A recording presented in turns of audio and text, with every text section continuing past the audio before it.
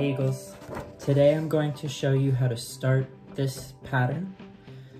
The inspiration for this pattern came from the book Something Happened in Our Town. The YouTube link for this book being read is in the video comments. I suggest going to watch that and then come back here and I will show you how to get this pattern started. Alright, I hope you watched Something Happened in Our Town. The part about the blanket and the pattern and thinking about how a pattern can also be a pattern of actions and how sometimes certain actions benefit some people and not others and how we can break that pattern. And then at the end of the video where we see that kindness and making kind choices can have a huge impact, that's starting a new good pattern. So, let's start making some art. You'll need a piece of paper, pencil, maybe a pen if you got one, and an eraser. All right, so this can be a little challenging. It's gonna require some brain work, but you all have big brains, so I know you can do it. So first, anywhere on your paper, start out by doing your best at drawing a square with your pencil, something that you can erase. And try and do it lightly, so don't apply too much pressure because there's going to be sketch lines and then final lines. So lines that we keep and lines that we get rid of. So there's my square. It's at a little bit of an angle, I apologize. So then what you're going to do is you're going to pick one of the lines of your square. So I'm gonna grab this one and you're gonna extend it outside of the square in a straight line still, but you're gonna extend it outside of the square about the same length of the square. So square's that long, line outside of it's that long. Then I'm gonna rotate my paper and I'm gonna do the same thing with the next line I come across. So this one, extend it out, roughly the same length of the square. Rotate, same thing. Same length as the square. One more time, rotate. Same length as the square.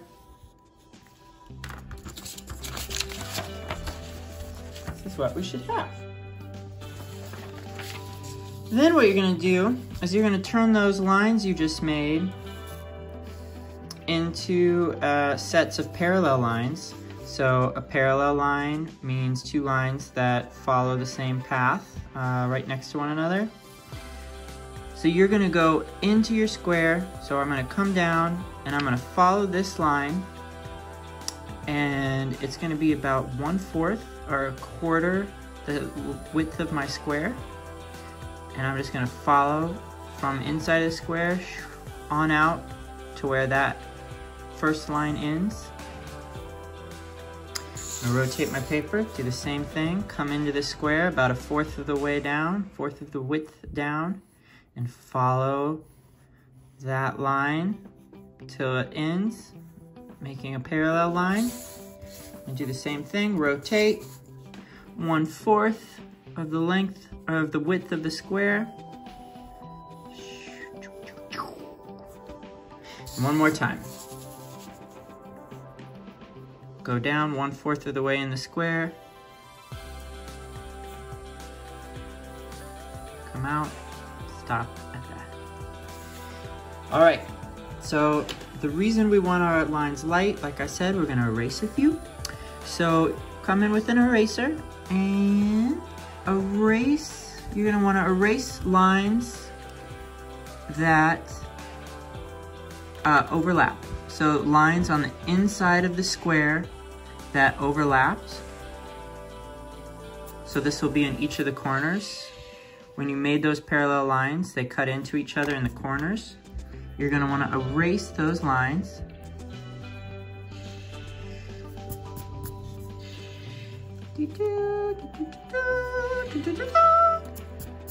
All right, so that way now you have this area around the inside of your square, and then some columns coming out from your square. The next thing you're gonna wanna do is opposite of these, I'll call them columns, you'll wanna go to that space on the opposite side of the square, opposite of the column, and you're going to make 4 small arches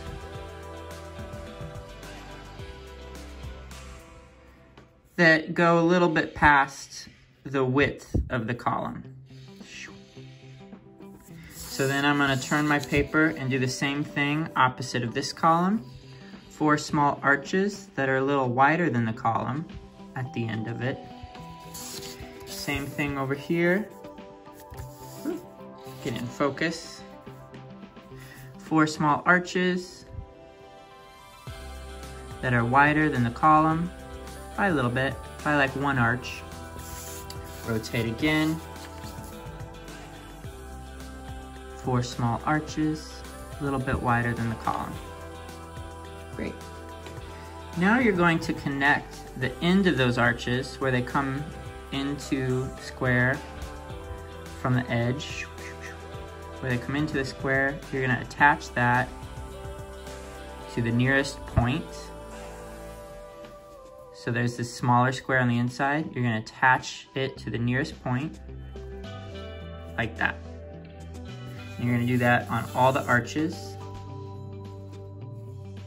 So rotate your paper. Rotate your paper.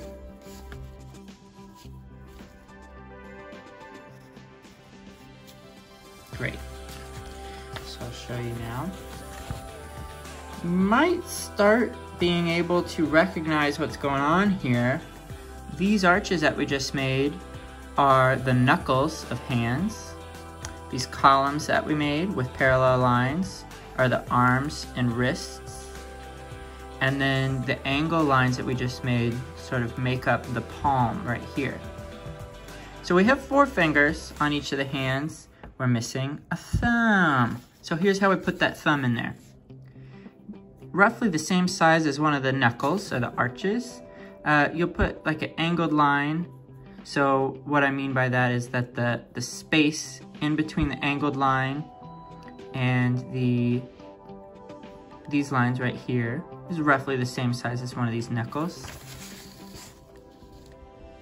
And you're gonna do that in all 4 corners.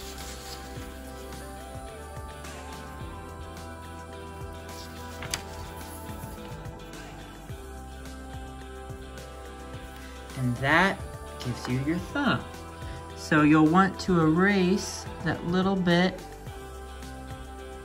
of line that's right here, because that separates your thumb from the arm, or from the hand and arm, and you want them attached.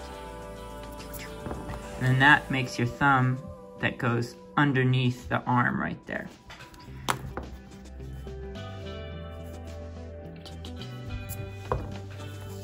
Cool. So I'm going to go over this and pin and then erase what's left over so you can kind of get a clear image of what we just created. So there's still lines right here that separate the knuckles from the palm of the hand. And when we erase, we'll be able to separate or get rid of that. There's a lot of paper rotation in this pattern.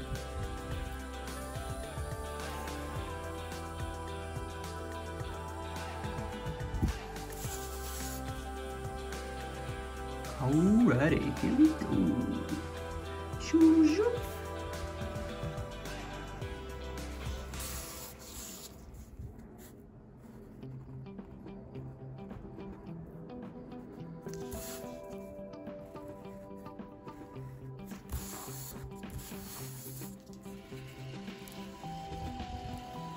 All right.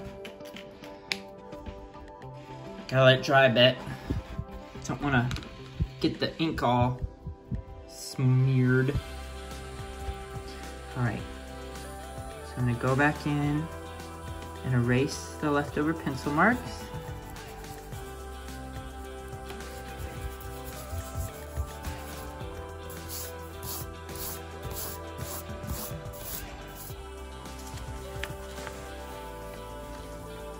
4 hands interlocking, holding one another's wrists.